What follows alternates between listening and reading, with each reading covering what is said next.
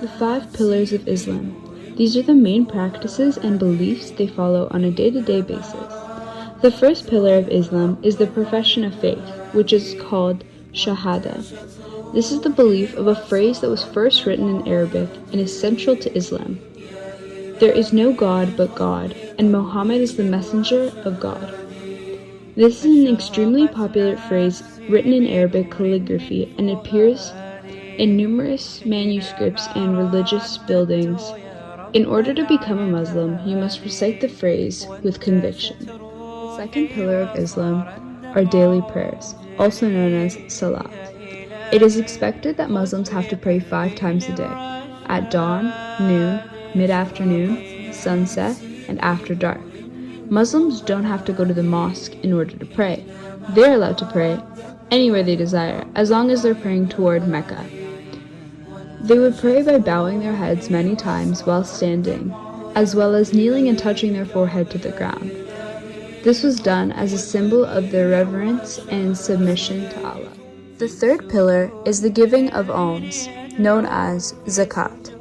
Muslims believe that they must share their wealth with those in the community who are less fortunate.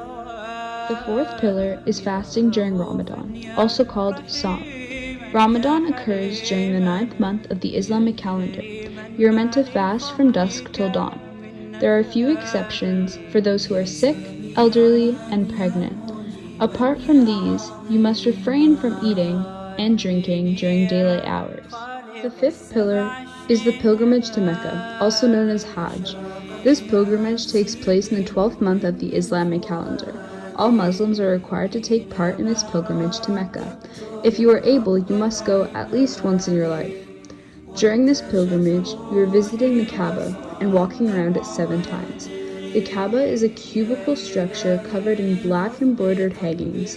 The Kaaba is located in the center of the Haram Mosque in Mecca. Hindus believe that the only way of showing their devotion toward their god is by performing rituals, making God the center of their spiritual life on earth. Puja.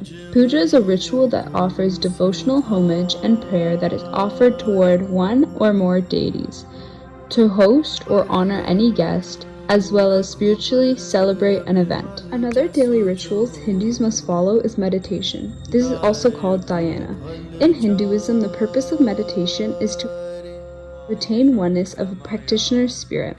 This state of a person is called moksha. By practicing meditation, it is said that you will achieve miraculous power. Other rituals that can be practiced during the day are quiet prayers.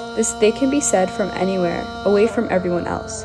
This is a time to reflect by yourself in any way you please. Doing yoga is also a very important ritual practiced by Hindus on a day-to-day basis. This spiritual development lets one's mind and body connect to the world around them, as they are connected to the higher power. More daily practices in Hinduism are reciting chants from holy books, reading scriptures, visiting the temple, or gathering with holy men. The Hindu temple is meant to encourage reflection. Lastly, it is very important to light a diya, which is lamp, in each house every day. A diya is lit to signify getting rid of all selfish thoughts one may have. After practicing all these rituals daily, it adds purity and attracts favor and blessings into an individual's life. Being talked about and all the rituals is Catholicism, specifically Roman Catholics. The first ritual in Catholicism is baptism. In the Catholic Church, infants are baptized to welcome them into the Catholic faith and free them from the original sin they were born with. Another common ritual in the Catholic Church is Mass. Mass is a central act of worship in the life of a Catholic. Going to Mass is about spending time with God but also receiving His graces.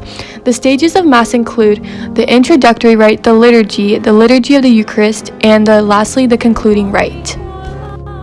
The next ritual is the sacrament of confession. Confession is a sacramental act of confessing your sins to the Lord. The 3 steps in confession includes feeling sorrow for the sins you committed, confessing your sin, and lastly satisfaction, which is doing something to relieve you from your sins, that being a prayer, etc.